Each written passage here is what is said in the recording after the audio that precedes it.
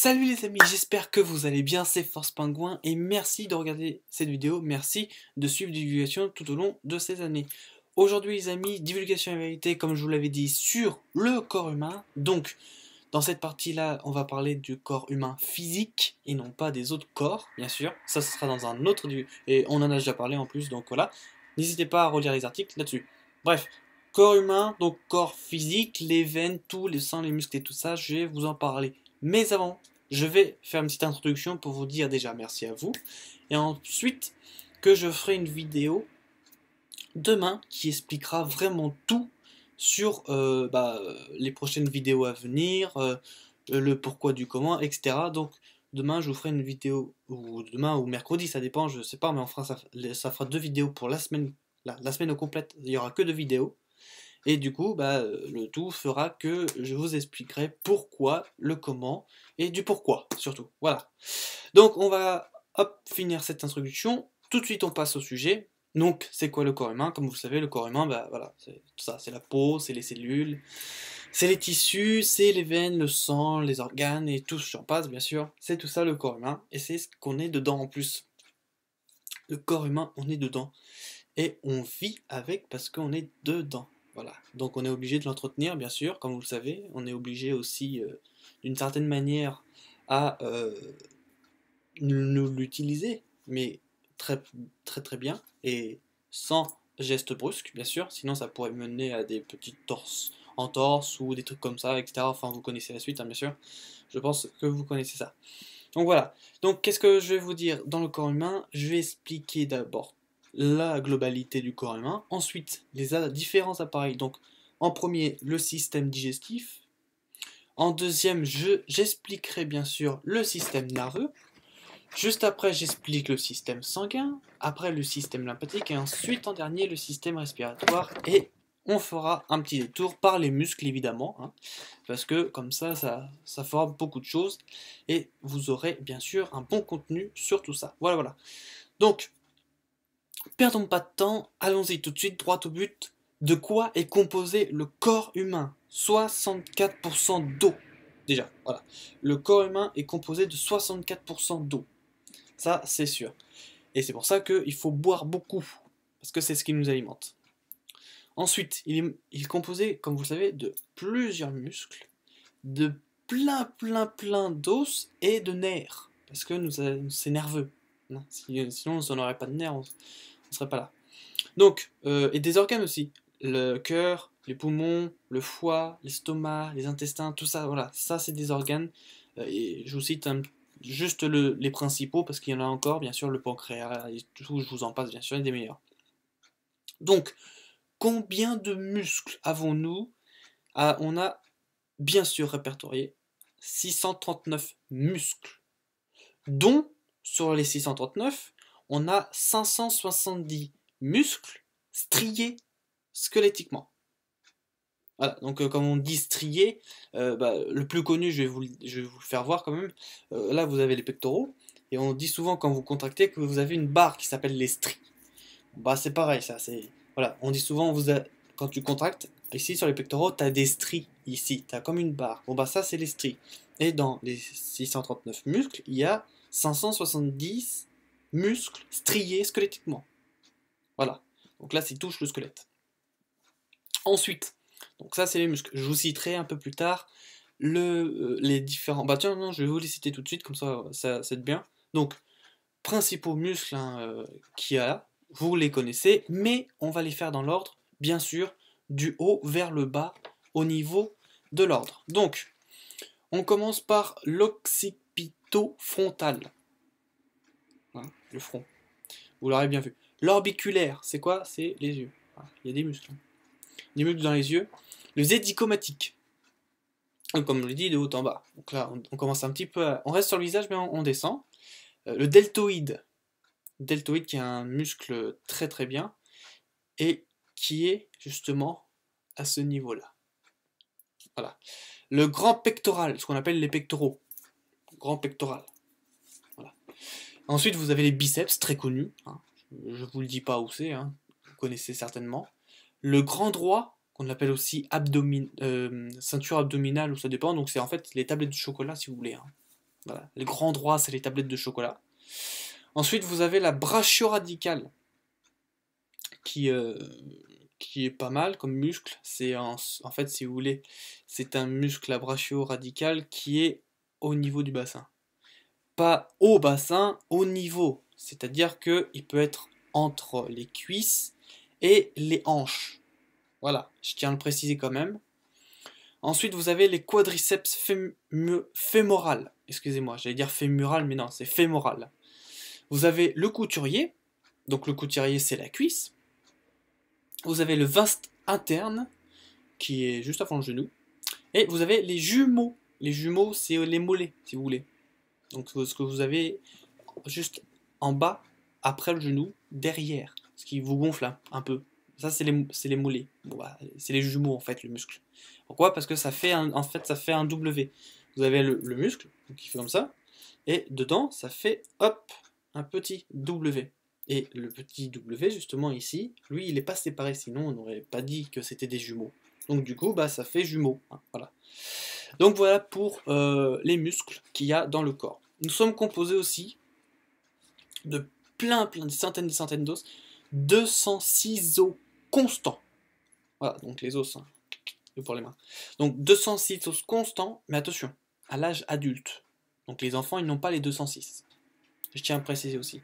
C'est-à-dire que en fait, dans les 206 os, vous en avez 204 os qui sont squelettiques et 2 os qui sont sésamoïdes. Sésamoïdes, pas moroïdes, hein, sésamoïdes. Voilà, donc il y a plein d'os. Le plus connu est bien sûr les bras, les cuisses, le bassin, le crâne, avec la colonne vertébrale. Hein. Ça, c'est les os les plus connus. Mais vous avez aussi d'autres os qui sont dans vos doigts, là ici, vos doigts ici, là. Le doigt de pied aussi, c'est votre pied est un os au complet. Vous en avez aussi là. Et attention, et c'est pour ça que j'ai précisé 2 os sésamoïdes, c'est que c'est quoi? C'est en gros les os, ou par exemple si vous prenez le genou, il y a un os qui est sésamoïde. C'est un os qui, en fait, vous avez le genou qui est comme ça, et après ça fait un petit truc, petite, comment dire, un petit jeu, c'est un petit coin de liberté si vous voulez. Et du coup, à côté, sur un des os, vous avez un petit os, mais qui est là, comme ça, comme une île. Bah ça, c'est un os sésamoïde, voilà. Et vous en avez un au genou et l'autre, je ne sais plus où il est. Donc voilà, vous en avez plein, du coup, le crâne faisant un os, bien sûr, parce que sinon, on ne pourrait pas avoir notre visage. Donc du coup, voilà, ça c'est les plus connus. On en a 206 à l'âge adulte. Donc ça veut dire que toutes les personnes qui sont à l'âge adulte en ont 206, bien sûr. Les nerfs. Parce que nous sommes composés de nerfs, hein, ça c'est du sang. Mais il y a du nerf aussi. Il y a du nerf. Il y a du nerf. Plus d'un millier de nerfs. Alors là, ça en fait. Bien sûr, on dit 1 millier de nerfs. On en dit plus, hein, parce qu'on ne sait pas le chiffre exact. Pourquoi je vous dis ça? Parce que tout simplement, on ne compte que les nerfs principaux. Si vous comptez les petits nerfs qui sont à côté, ou les petits trucs qui vont aller dans les nerfs comme ça, machin, là, on s'en perd. Voilà. Donc on préfère vous dire plus d'un millier, c'est plus exact et c'est plus approprié aussi. Donc plus de 1000 nerfs humains qui sont répertoriés en 13 catégories, que je vais vous citer tout de suite. Et ça fait l'appareil nerveux. Donc, comme d'habitude, on commence ici, donc de la tête, et on finit par les pieds, hein, de haut en bas. Donc, en 13 catégories, vous avez le nerf frontal. Hein, ici, nerf frontal. Vous avez des nerfs ici. Le facial, donc c'est la tête, hein, la face. Le plexus cervical, donc c'est ici, là, derrière. Ça, c'est cervical. Vous en avez deux aussi, hein, vous avez l'atlas et l'autre, je ne me rappelle plus. Au niveau des cervicales, je parle. Hein. Donc, ici. Le plexus branchial. Donc le plexus branchial, c'est quoi? C'est les bronches. Le nerf radial, qui est radiant. Hein. Le nerf médian. Donc le médian, ça c'est encore autre chose, c'est la lignée. En gros, c'est le centre. si vous voulez. Le médian qui veut dire, alors c'est pas média, mais c'est un autre truc comme ça, en grec qui veut dire centré. Voilà, donc en gros c'est l'équilibre. Le cubital, le nerf cubital, vous avez le nerf intercostal, un nerf du plexus lombaire, donc là on parle dans le dos. Le grand sciatique, vous connaissez certainement le grand sciatique, hein, quand on dit vous avez une sciatique, hein, ça veut dire qu'il y a un nerf un peu abîmé, un peu endommagé. Les digitaux, des nerfs digitaux, le nerf sciatique, donc vous avez le grand sciatique et le sciatique, le nerf tibial antérieur, donc qui se situe bien sûr le tibial au tibia, hein, voilà, qui se situe au tibia. Voilà, donc pour tout ça, les muscles, les nerfs, les os, on va passer aux organes maintenant, juste après, on va passer au système sanguin. Voilà, je vais vous expliquer tout le système sanguin, les sortes des globules, etc. Les organes, donc vous connaissez, hein, les plus courants, je ne le cite plus, les foies, les poumons. Alors, je tiens à repréciser, les poumons ici. Je tiens à préciser aussi que les poumons, si vous en avez un qui n'est plus dans le corps, que vous n'avez qu'un poumon, dans n'importe quel côté, hein, d'accord? Si vous avez un poumon, et non deux, vous pouvez quand même respirer, je tiens à vous le dire. Parce que, comme vous le savez, des cellules, ça se reconstruit, donc après, voilà. Deux poumons. Sachant que le cœur, qui n'est pas ici, qui est ici à peu près. Attendez, hop. Qui est à peu près ici, voyez-vous, voilà. Un truc comme ça, voilà, ici. Lui, c'est un muscle, le cœur. Mais principal. C'est-à-dire que sans tumeur. Bon, bah ça, je vous l'apprends pas.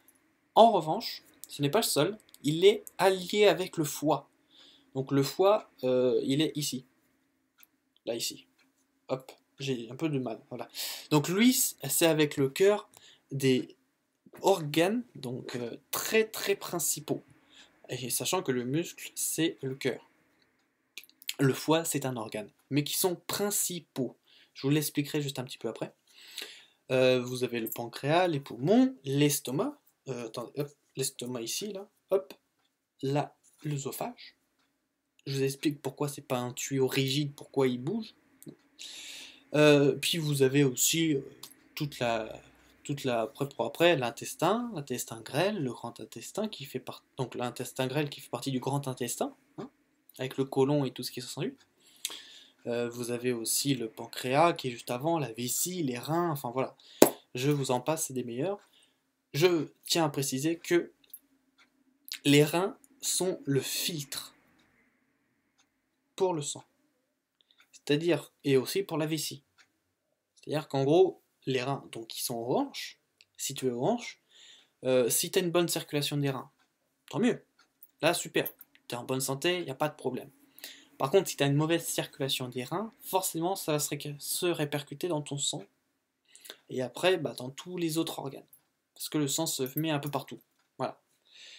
Donc, ça fait comme ça. Donc voilà. Et aussi pour vous dire, je vais parler du sang juste après, je veux continuer sur les organes.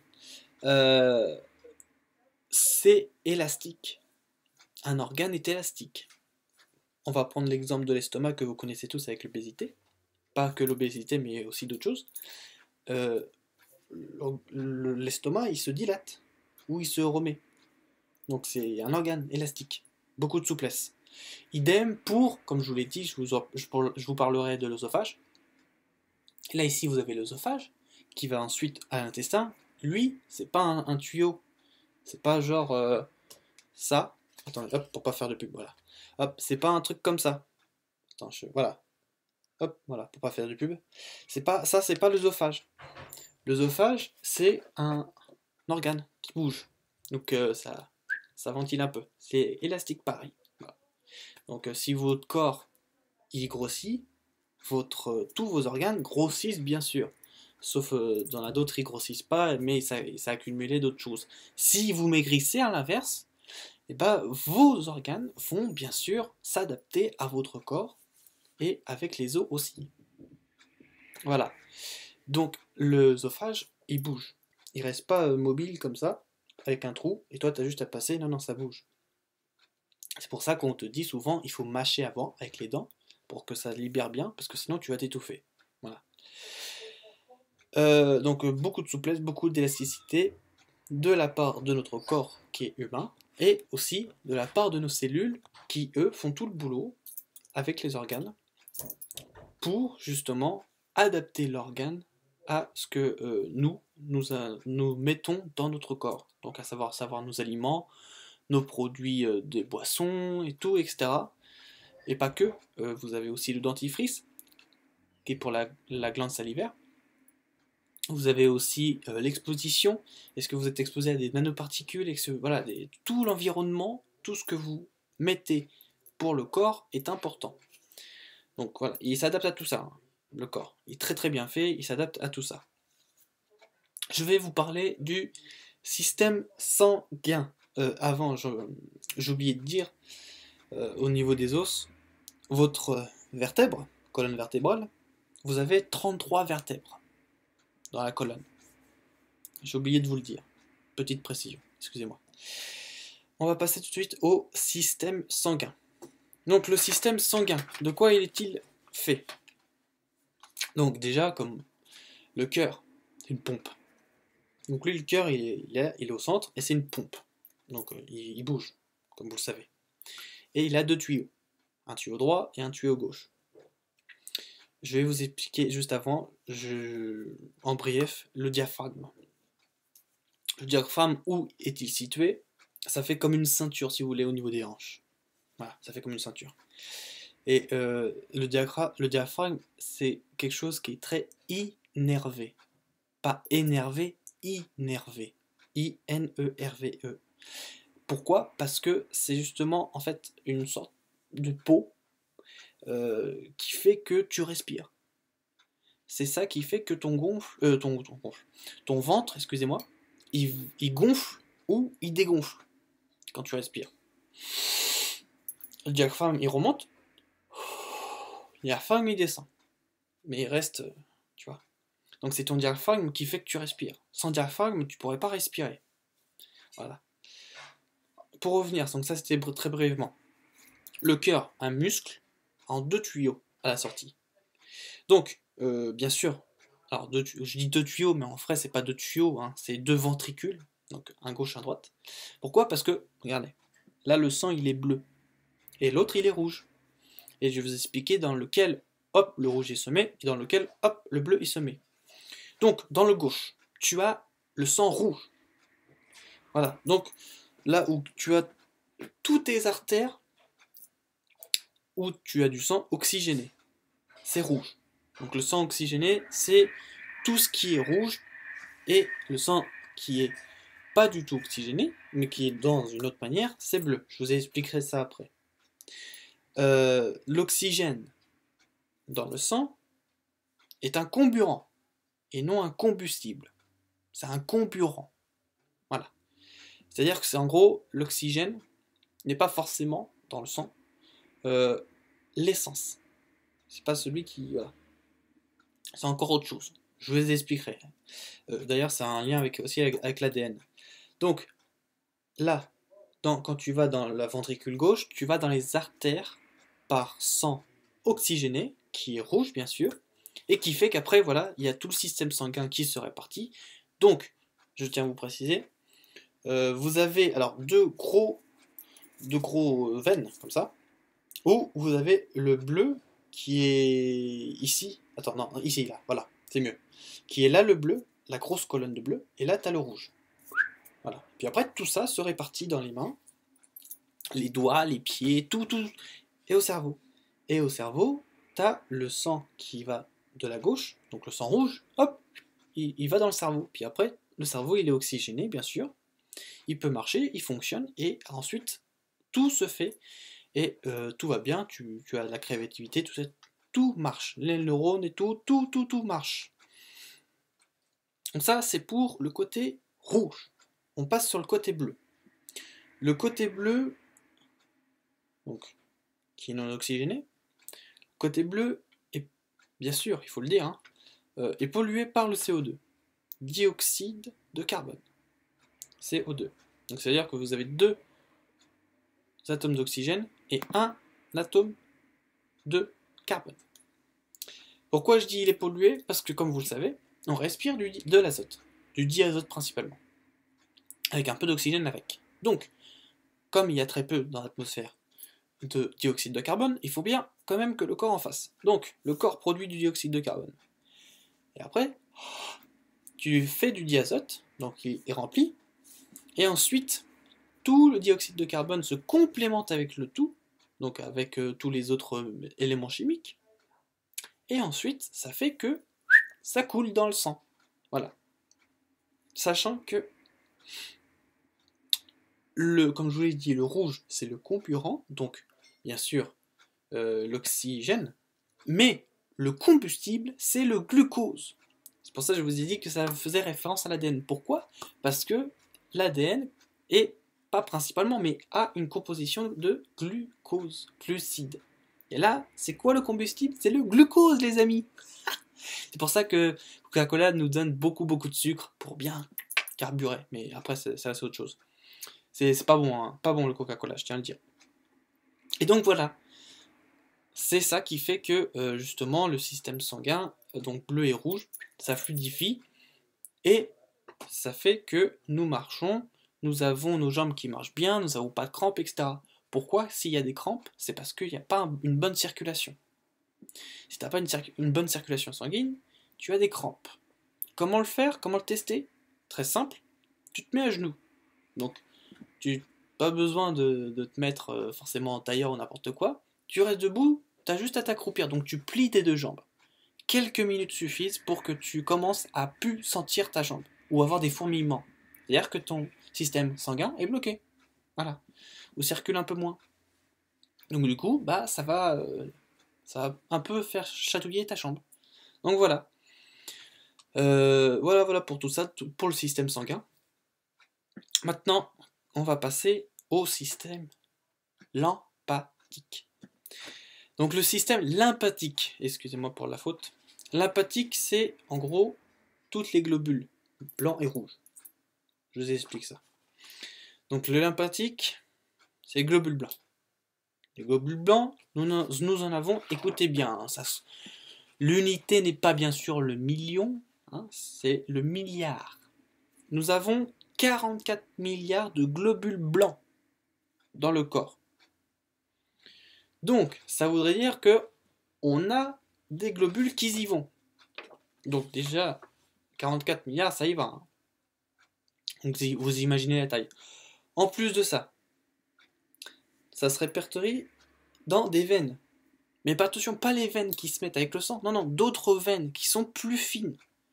Voilà, qui sont très fines. Et dedans, tu as les globules blancs qui y vont. Ils font leur boulot. Hop, ils y vont et ils font leur taf. Et du coup, où tu peux en avoir? Dans le cou. Ici, les aisselles. Et les ganglions. Voilà. Là, tu as plein de globules blancs. Ici. À fond dans le globule blanc. Et du coup, bah, ça fait que si tu as un manque de ganglions, ou si tu as des ganglions, c'est-à-dire qu'il n'y a plus beaucoup de globules blancs. Donc après, il faut refaire l'équilibre. Sachant que, les amis, en cas d'attaque virale, donc là on parle de virus, si votre cou il gonfle, c'est pas parce que vous faites du sport, ou ça dépend, je sais pas. Si vous vous entraînez avec le muscle du cou, bon bah dans ce cas-là il va gonfler. Si vous vous entraînez pas et que ça gonfle sans bizarrement, pourquoi? Parce que tout simplement, la machine à globules, elle carbure vachement. Donc ça gonfle, ça y va. Et c'est ce qui fait, bien sûr, aussi les défenses immunitaires. Ce qui fait que ces mêmes défenses qui sont dans l'usine ici, consomment, elle gonfle, et après, ça se libère, ça fait les défenses immunitaires, et comme ça, après, tu as moins de virus, ton virus, parce que tu es attaqué par un virus, par exemple la grippe, ou un petit rhume, etc., il s'atténue et disparaît. Parce que ça y va, les défenses immunitaires ont fait leur taf, quoi, voilà. Donc voilà tout ça. Pour les globules blancs, les globules rouges. Qu'est-ce qu'il y a les globules rouges? Alors, je voudrais vous dire quand même le nombre. 27 500 milliards de globules rouges. Ça en fait des globules rouges. Hein. Ça en fait. Et du coup, les globules rouges, eux, bah, ils ont aussi leur taf à faire, hein, ils ont tout ce qu'il faut, etc. Et quand le globule rouge se mélange au globule blanc, qu'est-ce que ça fait? Bah, ça baigne dans le plasma. Ça baigne dedans, dans le plasma. Alors attention, c'est pas le plasma comme on vous a indiqué, hein, comme une arme, machin. Hein. Le plasma, c'est en gros ce qui permet aux globules de se produire et de circuler. Ça, c'est le plasma. Sachant que chez un adulte qui fait 65 kg, environ, je dis pas exactement 65 kg, environ, chez un adulte de 65 kg environ, il y a pour 5 litres de sang, 5 litres de sang, pour, dans les 5 litres, 3 litres de plasma, pour que le sang il circule. Donc ça veut dire qu'il y a en tout, dans les 5 litres de sang, 2 litres. Donc il y a les 3 litres qui sont dans les 5 litres de plasma. Donc dans les 5 litres de sang, tu as 3 litres de plasma, il te reste donc 2 litres pour le sang. Et le tout fait le sang. Voilà. Sachant que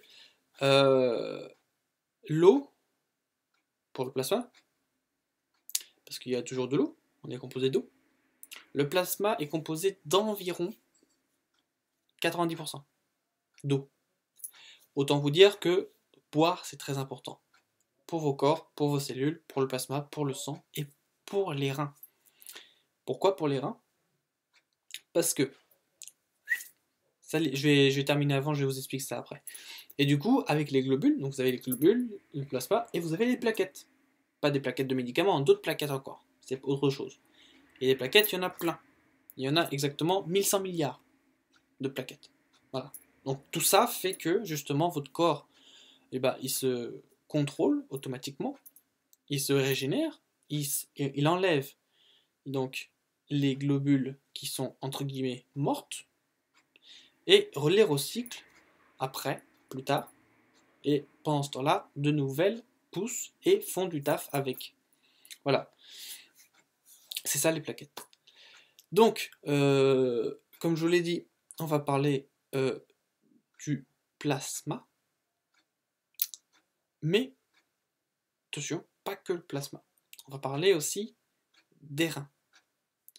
Avec la vessie et l'urine. Et je vais vous expliquer pourquoi vous urinez beaucoup par rapport et deux types d'urine. Alors, comme vous le savez, hop, machin, ça y arrive, hop. Et là, tu as les reins. Les reins, c'est quoi? C'est des filtres, les reins. Je vous apprends rien, bien sûr, là-dessus. Mais, attention, si tu as des reins endommagés, forcément, tu as la vessie endommagée. Ça, c'est un peu... C'est un peu casse-couille. Et du coup, tu es obligé d'avoir deux reins. Enfin, obligé, non, pas vraiment obligé, mais disons que si tu as deux reins, c'est mieux. Si tu as un rein, bon, tu as un rein, certes, mais ça va circuler un peu moins bien par rapport si tu as deux reins, ça c'est clair. Mais ça va circuler quand même, hein, tu vas pas non plus avoir de problème et tout, hein, je te rassure. Et du coup, hop, ça arrive dans la vessie qui a fait son nettoyage. Et après, vous connaissez la suite. Hop, tu vas dans les toilettes et t'as ton urine. Bon. Ça, c'est la première forme d'urine. T'en as une deuxième, qui est très courante. Et quand tu sors du lit, tu l'as. C'est quoi? C'est la transpiration.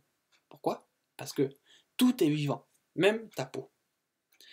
Sachant que la peau est un tissu de cellules. Et qu'une cellule est vivante. Donc, automatiquement, rejette de la chaleur, une cellule. Et multiplié, donc tout ça, c'est des milliards et des milliards de cellules. Enfin, j'exagère peut-être, mais c'est pour vous dire qu'il y en a plein. Et bah, quand tu transpires, c'est de l'urine par les cellules. Voilà. Donc, vous transpirez quand vous avez très chaud, vous transpirez quand vous sortez de votre lit, vous transpirez quand vous avez des activités sportives, vous transpirez beaucoup, beaucoup, parce que ça brûle ici, les cellules brûlent l'excédent, et donc du coup, eux, à leur façon, ils urinent, et c'est pour ça que tu as de la transpiration. Voilà. Parce qu'ils y vont, quoi. Quand tu fais beaucoup de sport, quand tu bougent beaucoup, et du coup, quand tu as des trucs intenses, et bah du coup, eux, ils brûlent beaucoup de choses, et c'est ce qui fait qu'après, tu deviens un peu transpirant. Voilà, donc ça, c'est la deuxième forme d'urine, et il n'y en a que deux, bien sûr, je vous rassure. Mais voilà, c'est juste pour préciser qu'il n'y a pas que aux toilettes que tu urines, tu as aussi avec la transpiration. Et c'est très important à savoir, parce que ça explique beaucoup de choses aussi. Donc voilà dans tout ça, hein, voilà dans tout ça un peu, bien sûr j'ai préparé des feuilles, hein. Une émission ça se prépare. Donc voilà, j'ai tout dit là-dessus, je pense avoir tout... Ah non, attendez, je vous fais la dernière, parce que je vous ai fait donc les os, les muscles, le bas en fait, mais je vous ai pas fait ici. Je vous ai dit que l'œsophage il bougeait, mais je vous ai pas parlé du larynx, du pharynx et tout ça. Donc, pour résumer le haut, et puis après, comme ça on aura terminé. Donc, l'appareil respiratoire, c'est composé de tout un tas de nerfs, tout un tas d'organes aussi. Ça commence par le pharynx. Le pharynx, qui est ici, à peu près. Après, tu as le larynx. Et là, tu as les cordes vocales ici. C'est-à-dire que si tu n'as plus de larynx, tu ne peux plus parler. Ou ta voix bouge un peu. Voilà. Donc le larynx, c'est là où tu as tes cordes vocales. Tu y vas. Ensuite, tu as quoi? Tu as la glotte. La glotte. Ici. Voilà, tu as la glotte. Ne pas confondre avec la pomme dedans. Ne pas confondre. Ensuite, ça sent bon. Ensuite, tu as la trachée artérielle. Là, tu as la glotte, après tu as la trachée artérielle. Ici, là. Hop. Voilà. Tu as la trachée artérielle. Après, tu as les deux bronches. Donc là, tu as la trachée, là, ici. Et après, tu as les deux bronches ici. Voilà. Comme ça. Dans les deux bronches, après, tu as les bronchioles. C'est des tout petits tuyaux qui se relient entre les deux et tout ça. Puis après les bronchioles, tu as l'alvéole pulmonaire. Ici. Donc c'est juste après en fait, ça se suit. C'est ce qui fait qu'après c'est relié au poumon, ici, et qui fait que justement tu respires. Parce que si tu as la bronchite, déjà tu as un problème avec le pharynx, le larynx je veux dire. Puis ensuite, tu as des risques d'avoir un petit rhume aussi, par la suite. Que si t'as pas de bronchite, mais par contre que tu as un rhume, bon bah c'est pas grave, hein, c'est ton nez qui est un peu, il coule un peu, mais c'est tout. Hein. Ça, bon, ça va pas. Si par la suite, par exemple, si tu soignes pas ton rhume, ça peut soit faire des migraines, parce que ton cerveau lui, il en prend un coup, donc ça peut soit faire des migraines, ou soit ça peut justement bloquer une partie des bronches, et dans ce cas-là, après tu as une bronchite. Si tu ne soignes pas tout de suite, hein, si tu ne soignes bien sûr le rhume. Alors quand je dis tout de suite, hein, c'est pas non plus dans l'immédiat, hein, ça peut être dans quelques jours. Mais si par exemple tu laisses traîner 2-3 mois, bon bah là dans ce cas-là, oui, t'as d'autres maladies qui vont venir, ça c'est clair. Donc voilà, un peu tout ça. Je vous ai fait tout le corps humain, je pourrais plus détailler, mais ça serait trop délicat et trop long aussi à vous expliquer le tout. Je vous ai expliqué le plus important, le plus aussi gros au niveau des tailles et aussi le plus simplifié. Et donc, voilà, j'ai tout fait sur le corps humain. Ça m'a fait très plaisir de faire le corps humain avec vous, de le faire pour vous aussi, et pour le faire pour cette émission. Ça m'a fait très plaisir.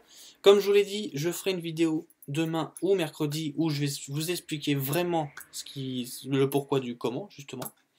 Et la suite aussi du programme, de ce que je vais faire, etc. Et nous, les amis, on se retrouve à la prochaine pour un nouveau Divulgation et Vérité dans la prochaine vidéo. Et je tiens à vous dire aussi, les amis, que Gérard va revenir. Alors, il va revenir au mois d'octobre, et ayant toujours la corde vocale qui marche un peu... Enfin, elle marche mieux là, elle marche mieux, il va très bien. Elle marche un peu mieux la corde vocale. Parce que pour les personnes qui ont suivi, vous savez ce qu'il avait. Donc du coup, bah, le 12 octobre, bon, il n'est pas sûr, mais attendez, au mois d'octobre, vous l'aurez le Gérard. Sachant que le Divulgation et Vérité le 12 octobre, enfin à partir du 7 exactement, il y aura du Google Hangout en direct. Donc on pourra vous lire vos questions en direct dans le formulaire, ce qui est super. Et en plus de ça, ce sera tous les jeudis de 18h à 19h en direct aussi. Voilà. C'est juste pour vous faire la précision. Comme ça, on aura le deuxième qui va être bien. En tout cas, soyez rassurés, Divulgation et Vérité au mois d'octobre sera avec Gérard en direct sur Google Hangout de 18h à 19h le jeudi à partir du 7 octobre. Et ça me fera très plaisir, ainsi que ça nous fera plaisir de faire cette émission. Ça, c'est fait. Je vous souhaite une agréable journée, une agréable bon appétit. Et on se dit à très prochainement dans une autre vidéo. Salut!